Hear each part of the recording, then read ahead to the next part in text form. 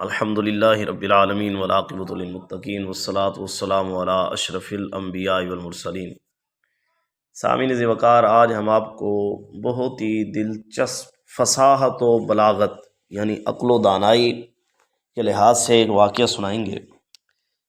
کسی بادشاہ نے ایک روز اپنے محل کی چھت سے دیکھا تو اس کی نظر محل سے قریب گھر کی چھت پر موجود ایک عورت پر پڑی۔ وہ عورت انتہائی خوبصورت تھی، دیکھنے والوں نے اس کی مثل کوئی خوبصورت عورت کبھی نہ دیکھی تھی۔ بادشاہ نے اپنی ایک لونڈی سے کہا، یہ عورت کس کی ہے؟ اس نے کہا، میرے آقا، یہ آپ کے غلام فیروز کی بیوی ہے۔ بادشاہ چھت سے اترا، وہ اس عورت پر عاشق ہو چکا تھا۔ اس نے فیروز کو بلایا اور اس سے کہا، یہ خط لو اور فلاں شہر میں پہنچا کے آؤ، اس کا جواب بھی لے کر آنا۔ فیروز نے وہ خط لیا، اپنے گھر آ گیا، خط کو اپنے بستر کے نیچے رکھ دیا، پھر سامان تیار کیا، رات اپنے گھر پر گزاری۔ صبح ہوئی تو اپنی اہلیہ کو الوداع کہا اور بادشاہ کے کام کو پورا کرنے کے لیے چل پڑا۔ بادشاہ نے جب یہ دیکھا فیروز چلا گیا تو وہ چھپتے چھپاتے فیروز کے گھر پہنچ گیا اور آہستہ سے دروازہ کھٹکھٹایا۔ فیروز کی بیوی نے پوچھا، کون ہے؟ تو بادشاہ نے کہا کہ میں بادشاہ ہوں، تمہارے شوہر کا آقا۔ فیروز کی بیوی نے دروازہ کھول دیا تو بادشاہ اندر آ کر بیٹھ گیا۔ فیروز کی بیوی نے کہا، آج خیر ہے بادشاہ، ہمارے ہاں آئے ہیں؟ بادشاہ نے کہا، بس تمہاری زیارت کرنے آیا ہوں۔ فیروز کی بیوی نے کہا، ایسی زیارت سے اللہ کی پناہ، میں اس میں کوئی خیر گمان نہیں کرتی۔ بادشاہ نے اس سے کہا کہ اے پاگل، میں بادشاہ ہوں، تمہارے شوہر کا آقا، شاید تم نے مجھے پہچانا نہیں۔ فیروز کی بیوی نے کہا کہ میں آپ کو پہچان گئی ہوں اور یہ بھی جانتی ہوں کہ آپ بادشاہ ہیں۔ اے بادشاہ، کیا آپ ایسی جگہ سے سیراب ہوں گے جہاں سے آپ کا کتا سیراب ہوتا ہے؟ یعنی اس عورت کے بتانے کا مقصد یہ تھا کہ آپ کا غلام جس عورت سے ہم بستری کرتا ہے، کیا آپ بادشاہ ہو کر اسی عورت سے ہم بستری کریں گے؟ یعنی آپ ایسی جگہ سے سیراب ہوں گے، پسند کریں گے ایسی جگہ سے سیراب ہونا جہاں سے آپ کا کتا سیراب ہوتا ہے۔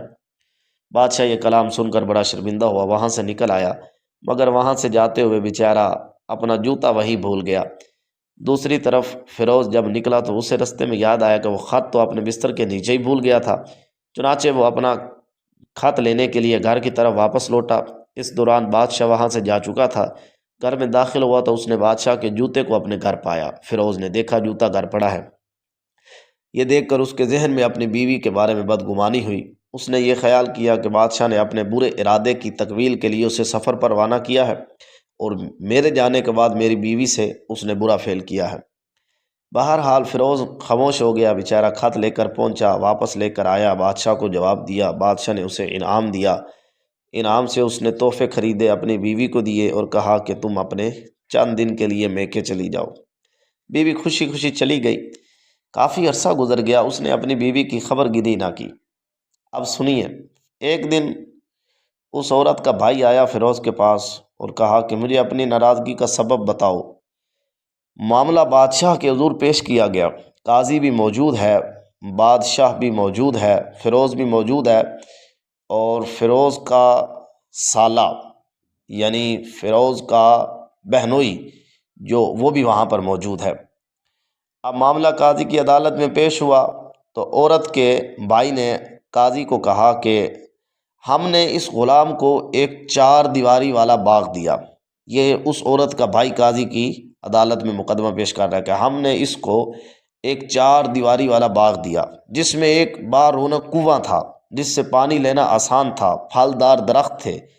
اس نے باغ کے پھل کھائے، باغ کی 4 دیواری کو توڑا اور کنواں خراب کر دیا۔ قاضی فیروز کی طرف متوجہ ہوئے، اس سے کہا کہ ارے غلام، تم کیا کہتے ہو؟ فیروز نے کہا کہ میں نے ان کو باغ اچھی صورت میں دیا ہے، یعنی میں نے ان کی بہن کو واپس کر دیا اچھی صورت میں۔ قاضی نے عورت کے بھائی سے پوچھا کہ تمہیں کیا باغ صحیح و سالم مل گیا؟ اس نے کہا جی ہاں، لیکن میں نے اس سے لٹانے کا سبب پوچھتا ہوں۔ قاضی کے اس عورت کے بھائی نے کہا کہ میں اس سے پوچھتا ہوں کہ تو نے باغ واپس کیوں لٹایا ہے؟ تو قاضی نے فیروز سے کہا کہ تم اس کے بارے میں کیا کہتے ہو؟ فیروز نے کہا میں نے باغ کو ناپسندیدگی کی وجہ سے نہیں لٹایا، بلکہ وجہ یہ ہے کہ ایک مرتبہ میں باغ میں داخل ہوا تو میں نے شیر کے اثر کو دیکھا تو مجھے اپنے اچانک مارے جانے کا خوف ہوا، لہٰذا میں شیر کے اکرام کی خاطر خود پر باغ کے داخلے کو حرام قرار دے دیا۔ یعنی اس نے کہا کہ میں ایک مرتبہ بیوی کے پاس گیا، مطلب یہ تھا، تو دیکھا وہاں پر شیر کا اثر موجود تھا، تو میں نے کہا کہ اگر اب میں اس پر ہاتھ ڈالتا ہوں تو میری جان کو خطرہ ہے، لہٰذا میں شیر کی عزت کی وجہ سے واپس آ گیا۔ اب بادشاہ اس وقت تکیہ لگائے بیٹھا تھا، جب اس نے یہ سنا تو سیدھا ہو کر بیٹھ گیا اور اس فیروز کو کہنے لگا کہ اپنے باغ کی طرف اطمینان سے لوٹ جاؤ۔